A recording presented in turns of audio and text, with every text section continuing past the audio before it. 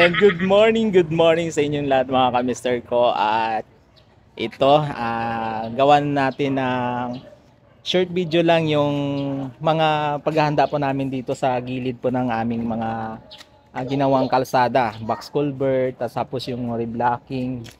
At ngayon ay ginagawa po namin yung gutter. At preparation na rin to mga ka-mister para sa sidewalk na may design. So I'm gonna show you mga ka-mister ko yung gagawin pa namin dito, tulad nitong driveway ng eskwelahan. Ayan, eskwelahan. Senior high school ito. Ayan, bali papabricker po natin yan mga ka-mister ko para maayos itong rampahan ng driveway po nila, Ayan, so yun yung ginagawa namin ngayon. At mga ka-mister ko, ayan, maraming salamat po sa inyo na patuloy na pagsuporta sa aking channel at ganoon din sa aking YouTube at saka yung page pala. Yan, maraming salamat. Ito yung gilid, ayan, hinatambakan na namin yung gilid, itong siwang. So meron po kami ditong pinadeliver na buhangin kasi ito yung gagamitin namin sa mga stamping po namin na gagawin.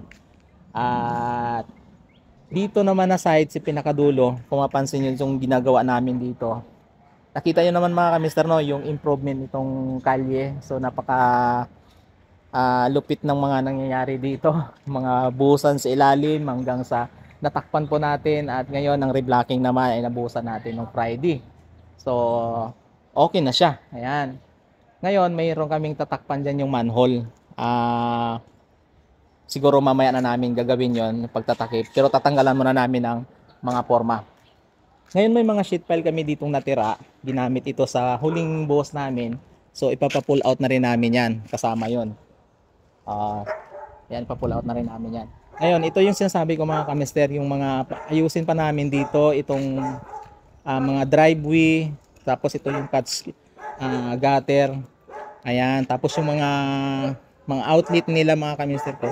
Ito na yung mga inaayos po namin ngayon. At dito naman, yan, mga catch basin, ito inhanda na rin ito.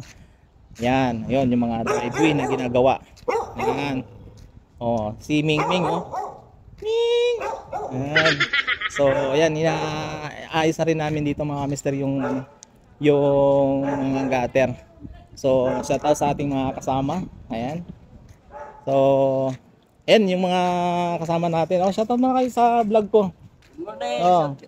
Shout out. Nagkakape sila kasi nagre-ready yan para para sa gawa ngayong araw.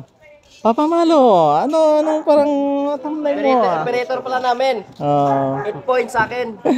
Nadali yung niya, yung Facebook niya, pero nakagawa na ng bago yan. So, yan yung mga namin, barracks, mga nagsasain.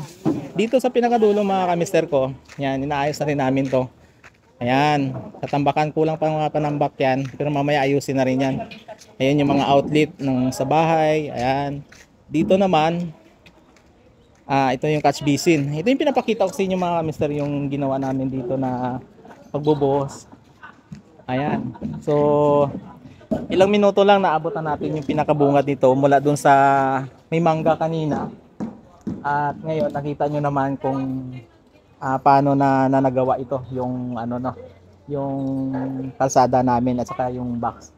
So kabila, nagawa na yung stamping. Ito naman yung gagawin namin. Dudugtungan lang namin to mga kamister ko, yung stamping na to. Yan. So ito yung natira namin. Yun yung gagawin namin sa araw na ito. So abangan nyo yan mga kamister ko, yung mga gagawin pa namin dito. Nag-update lang ako sa inyo para ayun, at least nakita nyo yung mga ginagawa po ni binablog dito sa site. So lahat kami dito ay may contribution sa gawa. Ayan, maraming salamat siyempre sa mga kasama ko. Ayan, sa tulong nila ay talagang napaganda yung kalye nila dito.